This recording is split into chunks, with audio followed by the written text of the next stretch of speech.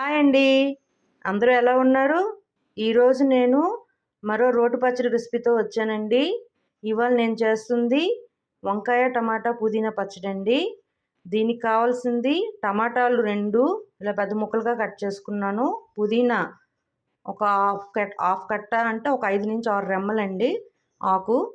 జీలకర్ర half table spoon, వెల్లుల్లి రెబ్బలు 7-8, పచ్చిమిర్చి 5, బ్రింజాల్ 5-6 తీసుకున్నానండి.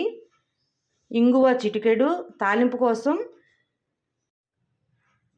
కోసం ఇంగువ చిటికెడు, ఆవాలు హాఫ్ టేబుల్ స్పూన్, జీలకర్ర హాఫ్ టేబుల్ స్పూన్, పచ్చిశనగపప్పు హాఫ్ టేబుల్ స్పూన్, మినప్పప్పు half table spoon, red chillies 2 ముక్కలుగా చించుకున్నాను, కరివేపాకు 2 రెమ్మలు, ఆయిల్ సరిపడంత, ఉప్పు తగినంత, పసుపు హాఫ్ టేబుల్ స్పూన్.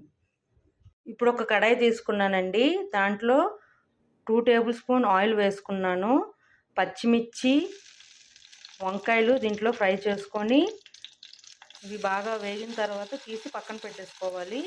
అలాగే టమాటాను కూడా ఫ్రై చేసుకొని పక్కన పెట్టేసుకున్న తర్వాత ఇవన్నీ కలిపి మనం పేస్ట్ చేసుకోవాలి అండి. వంకాయల్ని పచ్చిమిర్చిని ముగ్గించుకున్న తర్వాత ఇదొక మిక్సీ జార్లో వేసి పక్కన పెట్టేసుకోండి. మళ్ళీ ఇదే బాండీలో కొంచెం నూనె ఉందండి, సరిపోతుంది. దానిలో టమాటాలు కూడా వేసి మగ్గించుకోవాలి. పుదీనా కూడా వేసేస్తున్నాను. పుదీనా ఎక్కువగా వేయకండి, ఎందుకంటే పుదీనా టేస్ట్ ఎక్కువగా వచ్చేస్తుంది కాబట్టి ఎక్కువ వేయకూడదు. మీకు పుదీనా ఇష్టం లేకపోతే కొత్తిమీర వేసుకోవచ్చు. నేనైతే పుదీనా వేసాను. ఇది కూడా బాగా మగ్గిన తర్వాత మిక్సీ జార్లోకి తీసుకుందాం. ఈ టమాటాలు కూడా మగ్గిపోయాయండి. దీంట్లోనే హాఫ్ టేబుల్ స్పూన్ పసుపు వేసేస్తున్నాను. శుభ్రంగా కలుపుకొని ఇప్పుడు దీన్ని కూడా మిక్సీ జార్లో వేసుకుందాం. ఇవన్నీ చల్లారాక గ్రైండ్ చేసుకోవాలి. ఇప్పుడు ఈ మిక్సీ జార్లోనే దీనికి సరిపడేంత ఉప్పు, వెల్లుల్లిపాయ రెబ్బలు, జీలకర్ర ఇవన్నీ కలిపి పేస్ట్ లాగా చేసుకొని పక్కన పెట్టేసుకోండి. ఇప్పుడు పచ్చడి గ్రైండ్ చేసి పక్కన పెట్టేసుకున్నాను. ఇప్పుడు అదే కడాయిలో 2-3 టేబుల్ స్పూన్ ఆయిల్ వేసుకొని పోపు దినుసులు వేయించుకుందాం.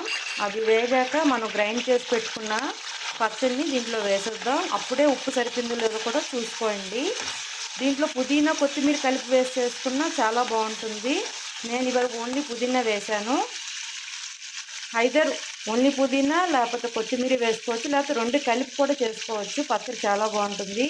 వేడి వేడి అన్నంలో నెయ్యి వేసుకొని తింటే చాలా బాగుంటుందండి.